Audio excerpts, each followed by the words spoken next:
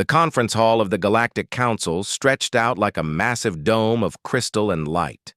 Representatives from 40 different species sat in their designated sections, each one looking quite different from the next. Some had scales, others had feathers, and a few looked like they were made of living water. Commander Jake Morrison stood near the back, his human military uniform looking plain compared to the colorful robes and ornate armor around him. Jake had been humanity's military liaison for 8 months now. Most days were boring. Meetings about trade routes, discussions about mining rights, debates about scientific research. Nothing exciting. But today felt different. The emergency alarm had pulled every representative from their quarters at dawn. Ambassador Lisa Brennan sat 2 rows ahead of him. She was the diplomatic face of Earth, always calm and collected. Jake respected her. She knew how to talk to aliens without making them nervous. Humans still made many species nervous. They were the new kids in the galaxy, only 3 years since first contact. "Order, please," called High Arbiter Zelmoth from the central platform. His species looked like giant octopuses, but breathed air. His skin changed colors when he talked, flashing blue and green. "We have received a distress call from Research Colony 7. The Krell swarm has begun an attack." The room erupted in worried sounds. Clicks, whistles, hums, and a few gasps that sounded almost human. Jake leaned forward. He had read about the Krell in his briefings. Bad news, very bad news. "How many civilians?" asked Counselor Thexira. She belonged to a species that looked like tall deer with 6 legs. Her voice always sounded gentle and sad. 40,000 souls, Zelmoth replied. Multiple species, families, children. The room fell silent. Jake watched as representatives looked at each other, then looked away. He recognized that look. He had seen it before in his military career. It was the look of people who had already given up. "We should authorize immediate evacuation," said a counselor from the bird-like species. "Save who we can. Standard protocol." "Agreed," said another. "The Krell cannot be fought. We evacuate and establish a new defensive line." Jake felt his jaw tighten. 40,000 people. They were just going to leave them? He looked at Lisa. She was watching him, and she gave a small nod. Permission. He stood up. The movement caught attention because humans were tall compared to most species here. "Commander Morrison wishes to speak," announced the protocol officer, a small robot that floated near the ceiling. "The human fleet volunteers to defend the colony," Jake said. His voice carried across the quiet room. Zelmoth's skin flashed yellow, which Jake had learned meant surprise. "Commander, we appreciate the gesture, but the Krell bring hundreds of ships. You have... How many vessels in this sector?" 12, sir. The HMS Valiant and her battle group." A sound rippled through the council. It might have been laughter, but Jake could not be sure. Counselor Thexira stood, her large eyes looking sad. "Commander Morrison, your species is brave, but the Krell have destroyed fleets of thousands. 12 ships cannot stop them. We have learned this through terrible loss over many centuries." "We do not abandon our people," Jake said simply. "Those are 40,000 civilians under Council protection. That includes human families, too. We signed the treaty. That makes them our responsibility." "A noble sacrifice," muttered someone from the back rows. Lisa stood now, moving to stand beside Jake. "High Arbiter, humanity requests permission to engage the Krell. We also request one thing." "What is that, Ambassador?" "Broadcast the battle to this chamber. Live feed. Let the Council see what we do." Zelmoth's colors rippled through several shades. "You wish the Council to witness your final stand?" "I wish the Council to witness what humans do when our friends are in danger," Lisa said. She smiled, and Jake knew that smile. It was not a happy smile. It was the smile she used in negotiations when she held all the cards. "Very well," Zelmoth said slowly. Permission granted. May fortune favor your courage.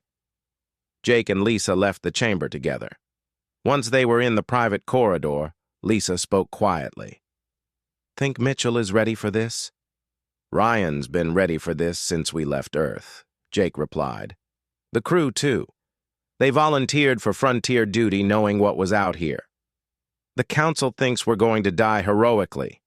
I know. They're about to learn something about humans. I know that, too, Jake said. He tapped his communication device. Morrison to HMS Valiant. Captain Mitchell, you are authorized for immediate deployment. Enemy contact at Research Colony 7. Krell swarm in force. The response came immediately. Understood, Commander. We'll have those civilians safe in time for dinner. Valiant out. Lisa looked at Jake. Do you think they'll understand? After they see? They invited us to join their civilization, Jake said. They wanted peaceful humans who explore and build and discover.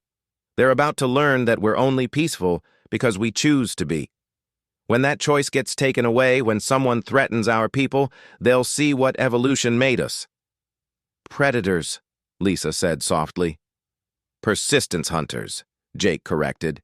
We don't just kill, we chase, we track. We hunt until there's nothing left to hunt. That's what made us survive on Earth. Every species on our planet either evolved to hide from us or went extinct. The Krell never met a species like us. They reached the observation deck that overlooked the docking bay. Below, they could see the small human shuttle that would take Jake back to the diplomatic ship. In the distance, past the station, stars glittered in the black of space. Somewhere out there, the Valiant was already moving. Somewhere out there, the Krell were attacking families. The Council has seen us as diplomats for 3 years, Lisa said. Scientists, explorers, merchants, they think that's all we are. It is all we are, Jake replied. Until someone threatens the pack, then we become what we need to be. Will they be afraid of us? After? Jake thought about that. Probably. But better they fear us and know we're on their side than think we're harmless and learn the truth from the wrong end of our weapons.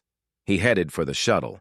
There was work to do, reports to file, communications to maintain, and a battle to watch alongside a council of species who were about to get their first real look at humanity. Lisa stayed at the window, looking out at the stars. She whispered to her reflection in the glass. We tried to warn them. We told them humans evolved on a death world. They thought we meant the gravity and the diseases. They didn't understand we meant we were the reason it was a death world. We out-survived everything. We outlasted everything. We out-hunted everything. She turned and walked back toward the council chamber. The broadcast would begin soon. 40 species would watch 12 human ships face hundreds of Krell. They would watch humanity show its true face for the first time, and after today, the galaxy would never look at humans the same way again. Captain Ryan Mitchell sat in the command chair of the HMS Valiant and watched his crew prepare for battle. Around him, the bridge hummed with quiet activity. Screens showed system checks, weapon statuses, and navigation data. His ship was a beast. 1,200 feet of armor and weapons built in Earth's orbital shipyards just 5 years ago. She was designed for one purpose, to hunt in the dark between stars. Status report, Ryan said calmly. Lieutenant Kyle Sanders turned from his tactical station. All weapons online, railguns loaded and ready, nuclear pulse torpedoes armed, kinetic kill vehicles tracking correctly, shields at maximum. We're combat ready, sir. Excellent. Helm, set course for Research Colony 7. Maximum warp. Time to target? 6 hours, 17 minutes at maximum speed. Captain, replied the young pilot at the navigation console. Ryan nodded. Engage! The Valiant lurched slightly as it jumped to faster-than-light speed. Through the view screen, stars stretched into lines, then settled into the strange blue shift of warp space. Behind them, the rest of the battle group matched their speed. 11 other ships. Not a large fleet by galactic standards. Not even close. But they were human ships, and that meant something different. "Captain," said Commander Nicole Grant from her position near the flight ops console. "My pilots are ready. All fighters loaded and pre-checked. We can launch on your command." "Good. Have them rest now. They'll need their energy." Ryan stood and walked around the bridge. He liked to move during the calm before action. It helped him think. Dr. Megan Price's voice came over the intercom. "Medical bay reporting ready, Captain. All trauma units prepared. Extra blood supplies synthesized and stored. We're ready for casualties." "Let's hope we don't give you much work, Doctor," Ryan replied, but he knew better. The Krell did not play gentle. His briefing files had shown him what they did to ships they captured, what they did to crews. The Krell were parasites on a galactic scale. They consumed entire colonies, broke down the biological matter, and used it to grow more of themselves. Kyle approached him quietly. "Sir, I've been reviewing the Krell data the Council provided. It's not encouraging." "I didn't expect it to be. They adapt fast. They grow armor in response to weapons. They coordinate through some kind of hive connection, and they don't retreat. Ever. They fight until they win or they're all dead." Ryan smiled, and it was not a pleasant smile. "Then we have something in common. Pull up the Council's view screen. I want to see what they're seeing." Kyle tapped his console. A secondary screen flickered to life, showing the interior of the Council chamber. Representatives sat in their seats, talking quietly among themselves. The main display in their room showed the Valiant from an external view, probably from a monitoring satellite. "They're watching us," Kyle observed. "Good. Lisa wanted them to watch. Let them see how humans prepare for war." Ryan raised his voice to address the entire bridge crew. "Open a channel. All hands." A chime sounded throughout the ship, letting everyone know the captain was speaking. "This is Captain Mitchell. In 6 hours. We will reach Research Colony 7. The Krell swarm is currently attacking that colony. There are 40,000 civilians down there. Different species, different worlds, but all under Council protection. All under our protection now." He paused, choosing his words carefully. "I won't lie to you. The Krell outnumber us badly. Council records show they've never lost a major engagement. Every species that fought them either died or ran. But here's what the Council doesn't know. They've never fought humans before. They've never faced a species that evolved by hunting megafauna across Ice Age continents. They've never met a species that looked at every predator on their planet and said, 'We're going to eat you instead.'" He could see heads nodding on the bridge, smiles appearing. That particular human expression that looked friendly, but really was not. The Krell think they're the ultimate survivors. They think swarming and adapting makes them unbeatable. They're wrong. We're persistence hunters. We're pack hunters. We don't quit. We don't stop. We chase our prey until it collapses, and then we take it down together. That's what we're going to do today. We're going to show the Krell what it means to be prey. We're going to show the Council what humanity really is." He looked around at his crew. Young faces and old faces, men and women who volunteered to serve on the frontier. "I know some of you have families back on Earth. Some of you have families on that colony. Some of you just don't like bullies. Whatever your reason for being here, know this. Today we hunt. Today we protect. Today we show the galaxy that humans are not to be messed with. Battle stations in 5 hours. Rest now. Eat. Talk to your friends. When the alarm sounds, we go to work. Dismissed." The crew returned to their preparations. Ryan sat back in his command chair and noticed the Council feed again. The representatives were watching the interior of the Valiant now, probably through cameras the humans had agreed to install. They looked confused. Counselor Thexira was speaking, and the feed included audio. "They seem so calm. Do they not understand the danger?" Ambassador Lisa's voice replied from somewhere off-screen. "They understand perfectly. This is how humans prepare. We accept what's coming and we get ready for it. Ryan chuckled. Lisa understood. She had served in the military before becoming a diplomat. She knew what combat personnel looked like before a fight. Calm, focused, ready. Kyle sat down at his station and pulled out a small photo. Ryan knew what it showed without looking.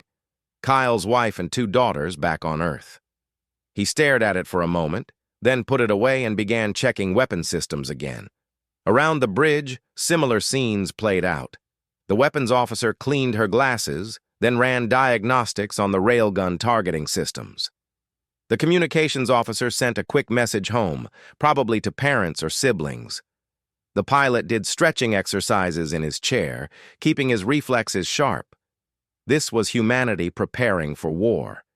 Not with screaming or speeches or displays of aggression, just quiet professionalism, calm acceptance, ready hands checking ready weapons. Commander Grant walked onto the bridge. Pilots are fed and resting. I've got them rotating through simulation drills to keep sharp. They're asking when they can go loud. They'll know when, Ryan said. How are they feeling? Eager. Angry. The right kind of angry. They've seen the casualty projections from other Krell attacks. They know what happens if we fail. We won't fail. Nicole looked at him seriously. The math says we should. 12 ships against hundreds. The math doesn't account for what we are, Ryan replied. The math thinks we're like council species, defensive fighters, retreat when things get bad. But we're not defensive fighters, Nicole. We're humans. We're attack dogs. Someone threatens our people, we bite back. The Krell are about to learn that lesson. She nodded and returned to her console. Ryan watched the time display count down. 5 hours and 53 minutes until contact. He thought about his own family, his brother and his brother's kids. They lived on New Sydney, one of humanity's colony worlds. Safe, protected. He fought so they could stay safe.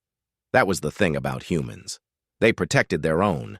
It was programmed into their genes from millions of years of evolution. Family, tribe, pack. These things mattered more than individual survival. A human would die to protect their pack. The council species had forgotten that instinct, if they ever had it. They had been civilized for too long. Humans were only 3 years into being civilized. The old instincts still ran deep. Dr. Price appeared on the bridge carrying coffee. She handed one to Ryan. Thought you might need this. Thanks. Megan, are we really going to pull this off? Ryan sipped the coffee. It was terrible, like all ship coffee, but it was hot and it had caffeine. Yes. You sound certain. I am. The Council thinks the Krell are unstoppable because they've never seen a predator species fight before. All the Council species evolved as prey animals or peaceful omnivores. They run from threats, they hide, they defend. But humans? We evolved to chase down prey that could run faster than us. We evolved to kill things bigger and stronger than us. We're the scary thing in the dark, Megan. We're the monster other species tell stories about. The Krell just don't know it yet. Megan smiled. I'll make sure medical is ready. Something tells me this is going to be interesting. That's one word for it, Ryan replied. The hours ticked by. The crew rotated through rest periods and duty stations. Meals were eaten. Weapons were checked and rechecked. The Valiant and her escort ships raced through warp space toward the colony. In the council chamber, the representatives watched and waited. They saw humans being human, calm, prepared, professional. They had no idea what was coming. They thought they were about to witness a brave but doomed last stand. They thought humans would fight valiantly and die heroically, and that would be the end of it. They were very, very wrong. Because in 30 minutes, the fleet would drop out of warp. The Krell would be there waiting, and then the humans would stop being calm professionals. Then they would become what evolution designed them to be. Ryan finished his coffee and set the cup aside. All hands, this is the captain. Battle stations. 15 minutes to contact. Time to go to work. Alarms sounded throughout the ship, not loud or panicked, just steady, rhythmic tones that every crew member knew. The calm was ending.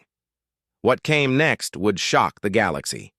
The HMS Valiant dropped out of warp space and hell greeted them. The view screen showed Research Colony 7 ahead, a series of orbital platforms surrounding a blue-green planet.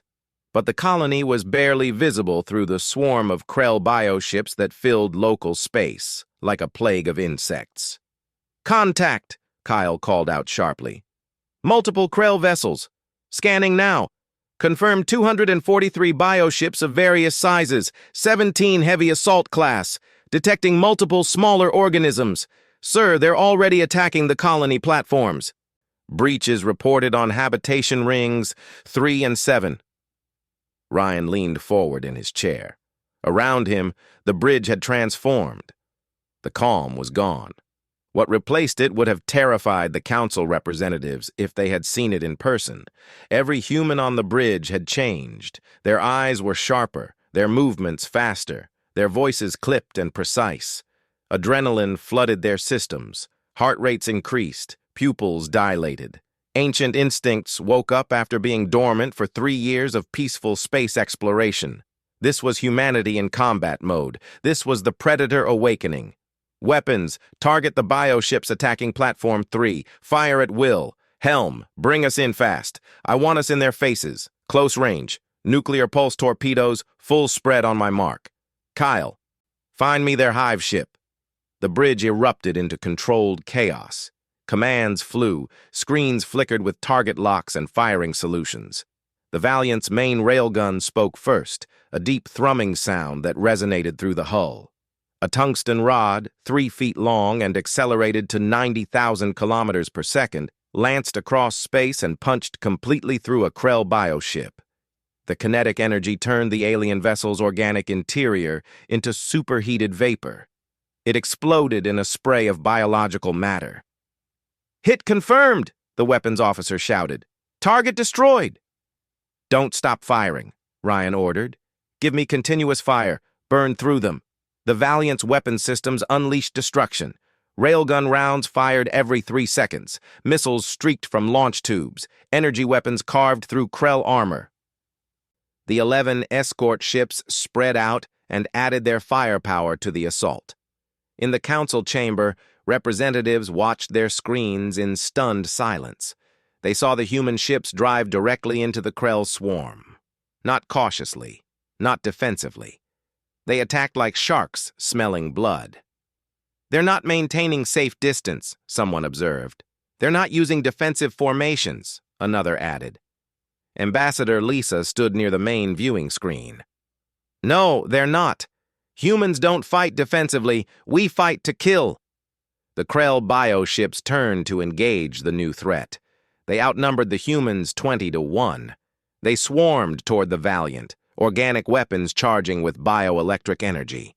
The Council had seen this before. This was how the Krell won: overwhelming numbers, relentless assault. But the human ships did not slow down. They accelerated into the swarm. "Nuclear pulse torpedoes armed," Kyle reported. "Targets locked." "Fire," Ryan said coldly. 16 torpedoes launched from the Valiant's tubes. They looked small on the screens, but each one carried a fusion warhead.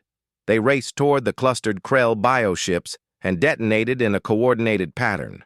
16 small suns bloomed in the black of space.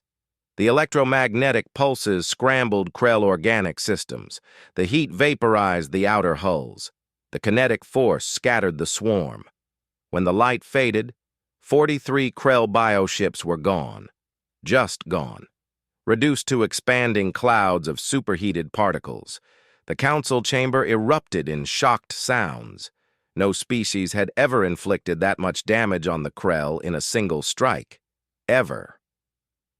"Commander Grant." "Launch fighters," Ryan ordered. "Pattern Delta. I want them hitting the Krell from below while we push from above." "Launching now," Nicole replied. On the screens, 72 human fighters erupted from the Valiant's hangar bays. They moved like nothing the Council had seen before.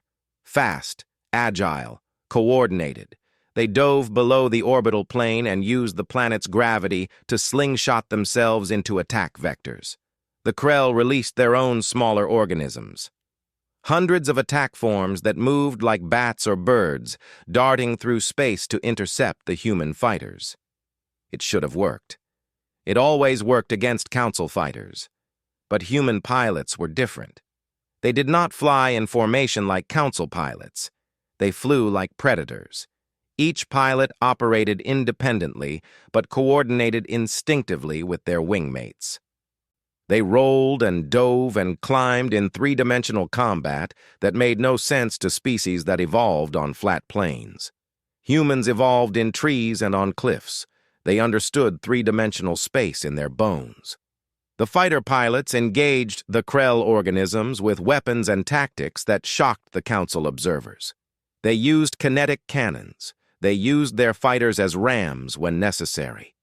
One pilot, her fighter damaged and weapons depleted, deliberately crashed into a Krell heavy assault ship at full speed. The impact created a breach that explosive decompression turned into a fatal wound. "Hull breach on Deck 7, called out a damage control officer on the Valiant. "Casualties reported." "Seal that deck," Ryan ordered without hesitation. "Vent the atmosphere. Use it to push debris into their flight path." The Council watched as the Valiant deliberately vented air from the damaged section. The escaping atmosphere carried wreckage with it, creating a cloud of debris that Krell organisms flew straight into. It was brutal. It was efficient. It was completely inhuman by Council standards. "They're using their own ship as a weapon," Counselor Thexira whispered. "They sacrifice parts of themselves to hurt the enemy." "That's how humans fight," Lisa replied. "We accept losses to achieve victory. Council species retreat when damaged. Humans get more dangerous when wounded." Kyle's voice cut through the chaos. "Sir, I've located the hive ship, deep in their formation. Coordinates on your display." Ryan looked at the tactical plot. The Krell hive ship sat behind 200 bioships, protected by layers of organic armor and sacrificial escorts. It was the brain of the swarm. Kill it, and the Krell would lose coordination. "All ships, this is Mitchell. Target is the hive ship. We're going straight through them. Pattern gamma formation. Anyone who can't keep up, break off and support the colony defense. But if you can stay with me, we're ending this now." The human fleet formed a spear point with the Valiant at the tip. They did not slow down. They did not maneuver around the Krell. They went through them. Weapons fire filled space. The Valiant took hits. Armor buckled. Shields flared. Alarms blared. People died. But the ship did not stop. Behind Ryan, a console exploded in sparks. The officer there collapsed. Medical teams rushed in while replacement crew took over the station. No one stopped working. This was humanity at war. This was the species that survived the ice ages and the plagues and the predators of Earth. This was the species that looked at a hostile universe and decided to conquer it anyway. The Krell had never faced anything like it. Commander Grant's voice came over the comm. "Captain, my fighters are in position below the hive ship. We can strike its sensory organs from underneath." "Do it," Ryan ordered. "All fighters, weapons free on the hive ship. Everything you've got." 60 human fighters pulled up from their dive and converged on the hive ship from below. Each one fired their entire missile payload simultaneously. 480 warheads, each one guided by a human brain that evolved to throw rocks at running prey with perfect accuracy. The missiles found their targets. The hive ship's sensor clusters exploded in sequence. Blinded, the hive ship tried to retreat. For the first time in Council records, the Krell retreated from battle. "They're running," Kyle said with savage satisfaction. "Target is attempting to withdraw." "Negative," Ryan growled. "Helm, pursue. Weapons, target lock on the hive ship's center mass. Main cannon, full power." The Valiant's magnetic accelerator cannon charged. It took 30 seconds. 30 seconds where the ship shook from impacts. 30 seconds where Krell bioships threw everything they had at the human vessel. 30 seconds where the crew held their stations despite fire and smoke and death. "Cannon charged!" the weapons officer shouted. "Fire!" The main cannon discharged. A 3-ton projectile accelerated to a significant fraction of light speed. It crossed the distance to the hive ship in less than a second. It hit center mass. It punched completely through the organic vessel and exited the other side. The kinetic energy release was equivalent to a small nuclear weapon. The hive ship came apart. Not an explosion, a rupture. Biological fluids explosively decompressed. The internal structure collapsed. The massive vessel that had coordinated the entire Krell assault died in seconds. The remaining Krell bioships suddenly moved erratically. Without the hive ship's coordination, they were just animals. Dangerous animals, but confused and disorganized. "All ships," Ryan ordered, his voice cold and hard. "Pursue and eliminate every single one. They came here to kill civilians. We don't let them leave to try this somewhere else. Hunt them down." The human fleet scattered and began systematically destroying the remaining Krell vessels. It took 2 hours. 2 hours of pursuit across local space. 2 hours of hunting down every bioship and every organism. When it was done, not a single Krell vessel remained. Not one escaped. The colony below was damaged but intact. 38,000 civilians survived because 12 human ships held the line. Captain Ryan Mitchell walked through the damaged corridors of the HMS Valiant with steady steps. Emergency lighting cast everything in red. The smell of burnt plastic and electrical fires filled the air. Damage control teams worked at breached sections, welding patches over hull ruptures. Medical teams carried stretchers with wounded crew members to the overloaded medical bay. Ryan's head throbbed from where shrapnel had cut his forehead during the battle. He had ignored it then. He ignored it now. There was work to do. His crew needed to see their captain standing. They needed to know the ship still had a commander. The door to medical bay slid open. The scene inside was organized chaos. Dr. Megan Price moved between beds and surgical units with practiced efficiency. Her uniform was stained with blood from 3 different species. Human red. The purple of the Valiant's engineering crew, who included 2 aliens. The clear fluid that served as coolant in the ship's systems, but looked too much like bodily fluids. "Captain," Megan acknowledged him without stopping her work, "you're bleeding." Later. "How many?" Her expression tightened. 68 dead, another 112 wounded, 23 critical. We're stable now. No one else is dying on my watch." Ryan nodded slowly. 68. 68 people who came to this sector to explore and protect. 68 who would not go home. "I need to see them." "Captain, you should rest." "I need to see them, Doctor." Megan led him to the back section of medical bay, the temporary morgue. Rows of stasis bags lined the wall, each one containing a body. Each bag had a name tag. Ryan read them all. Young faces and old faces, men and women. Some he knew well, others he had only met briefly. All of them were his responsibility. Lieutenant Kyle Sanders found him there 10 minutes later. "Sir, we've established contact with the colony. Rescue and recovery teams are deploying. Damage assessment is ongoing, but initial reports are positive." "We saved most of them." "At this cost," Ryan said quietly, gesturing at the stasis bags. "Yes, sir, at this cost." Kyle stood beside his captain. They had served together for 4 years. They understood each other. "The crew is asking about shore leave on the colony. They want to see what they saved. They want to meet the families." "Granted. Rotating shifts. Keep enough personnel to maintain ship operations." "Already arranged, sir." Kyle paused. "The council wants to speak with you. Ambassador Brennan is asking for a communication link." Ryan took a long breath. Right. The council. They had watched the whole battle. They had seen everything. Connect me to the council chamber. I'll take it here. Kyle worked his portable console. A holographic display flickered to life, showing the interior of the council chamber. The representatives sat in silence. Their faces, where they had faces, showed expressions Ryan could not quite read. Shock, maybe. Fear, possibly. Awe, perhaps. High Arbiter. Zelmoth's colors rippled through subdued tones. Captain Mitchell, the Council wishes to express gratitude for your actions. You saved 40,000 lives today. We lost 68 doing it, Ryan replied flatly. Good people, my people.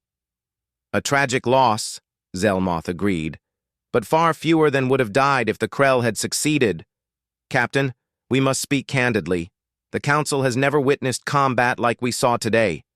Your tactics, your weapons, your apparent disregard for your own safety in pursuit of victory. It was unlike anything in our records. Ryan looked directly at the hologram. You mean it scared you? Silence fell in the council chamber. Finally, Counselor Thexira spoke gently. Captain Mitchell, your species exhibits behaviors that are difficult for us to process. You fly directly into danger. You accept casualties that would cause other species to retreat. You pursue defeated enemies until they are completely eliminated. These are the actions of a predator species, but combined with apparent care for those you protect. It is a contradiction. It's not a contradiction, Ryan said. It's called being human. We evolved on a planet where everything tried to kill us. We survived by being tougher and meaner than anything else. But we also survived by protecting our pack. Those 40,000 civilians? They're our pack now. The Council is our pack. You threaten our pack, we kill you. It's simple. Ambassador Lisa appeared in the hologram, moving to stand where the Council could see her better. The Council is struggling with what they witnessed, Captain. They need to understand that humans have two modes, peaceful and protective. We choose peaceful because it's better for everyone. But when someone forces our hand, when someone threatens innocence, we switch to protective. And protective humans are the most dangerous thing in the galaxy. Another counselor spoke up. Ambassador, you told us humans evolved on a death world. We thought you meant the environment was hostile. We did not understand you meant your species was the reason it was a death world. We were the apex predator on Earth for millions of years, Lisa confirmed. We hunted everything. We outlasted everything. We climbed to the top of the food chain using our brains and our endurance and our ability to work as a pack. That's what the Krell face today. That's what any enemy of the Council will face if they threaten us. Ryan watched the Council members exchange glances. He could see them processing this information, recalculating what humanity meant for galactic politics. Some looked frightened, some looked thoughtful, some looked like they were seeing humans for the first time. I have a question, Ryan said. What happened to the Krell before, when they attacked Council worlds? Zelmoth's colors dimmed. We evacuated who we could and retreated. The Krell consumed the colonies they captured. We established new defensive lines further back. We lost 17 colonies over the past 2 centuries. Hundreds of thousands of lives. And today? Today, not a single Krell vessel escaped. You achieved complete tactical victory. This has never happened before in Council records. Ryan nodded slowly. That's the difference.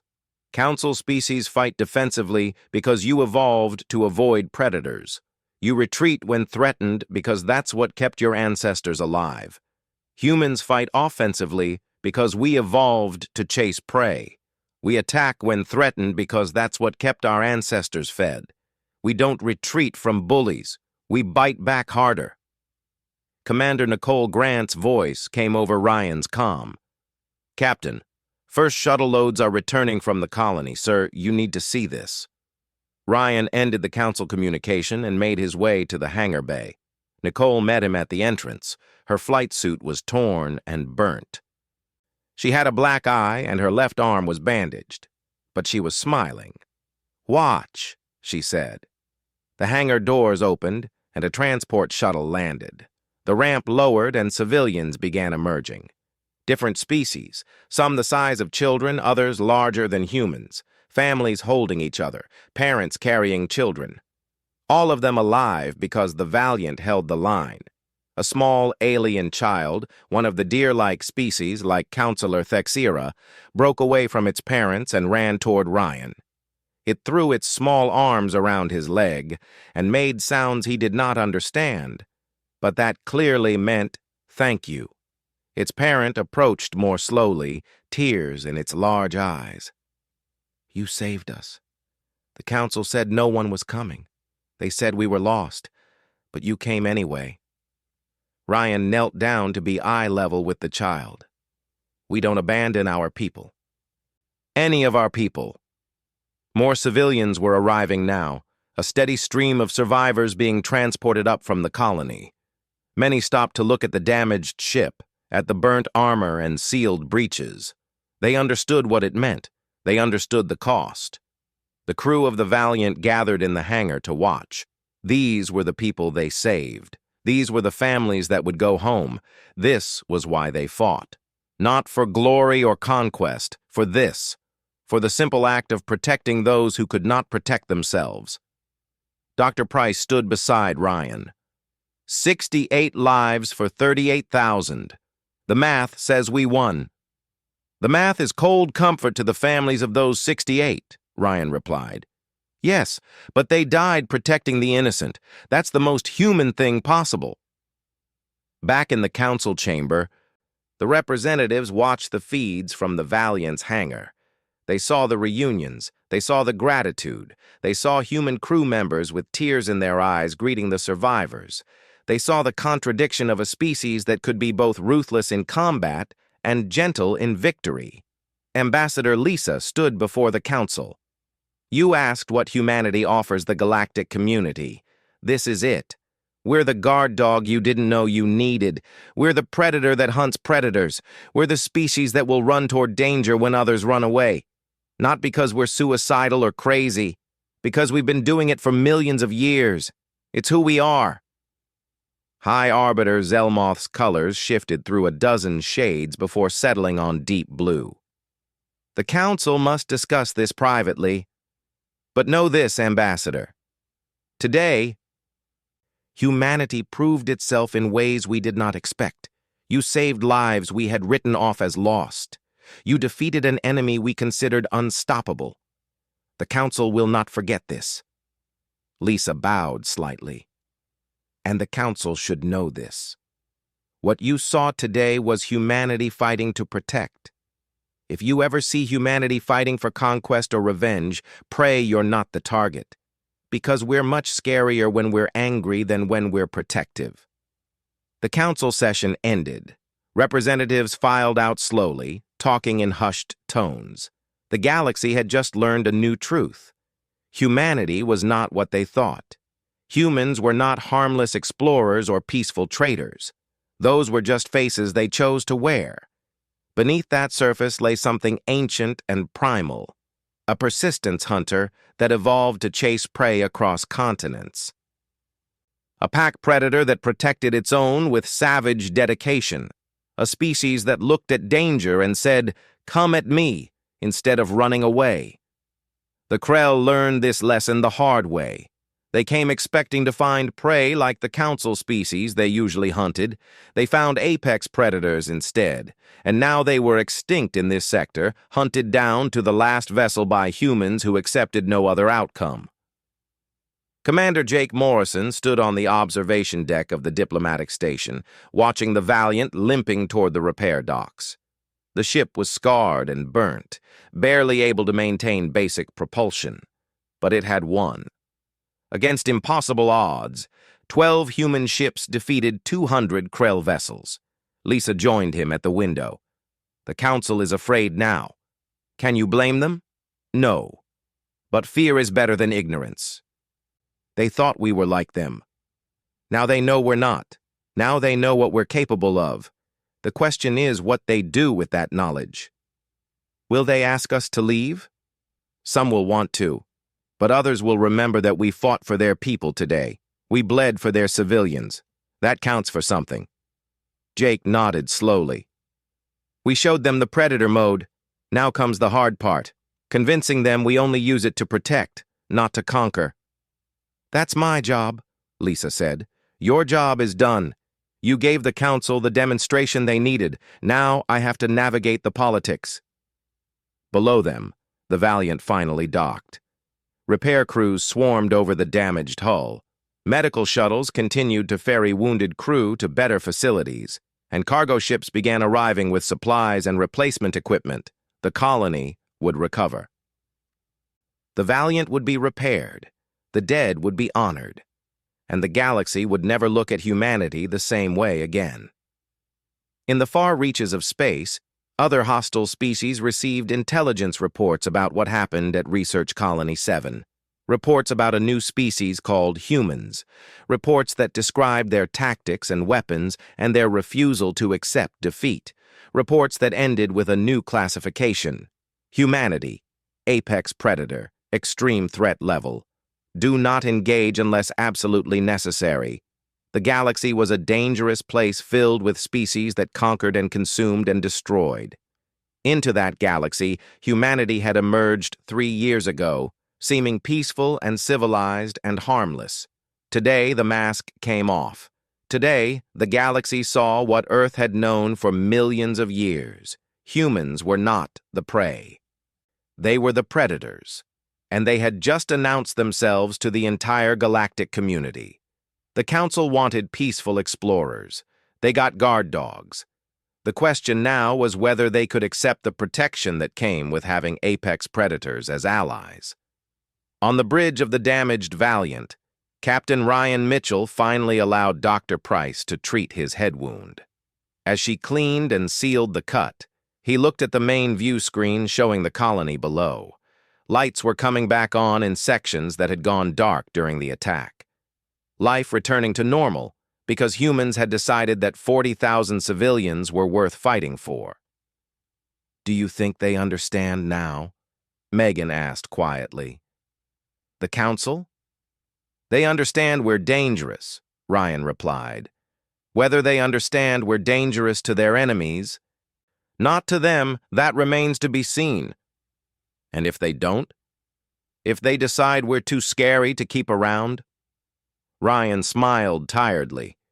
Then they're fools, because there are a lot of threats out there in the dark, and humanity is the thing that hunts in the dark. They need us, whether they know it or not. The repairs continued. The wounded healed.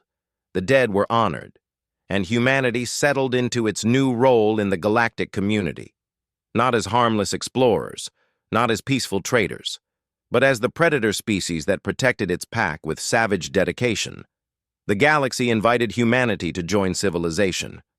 Today, civilization learned what that invitation really meant. They got protectors who would fight with the fury of millions of years of evolution when their friends were threatened.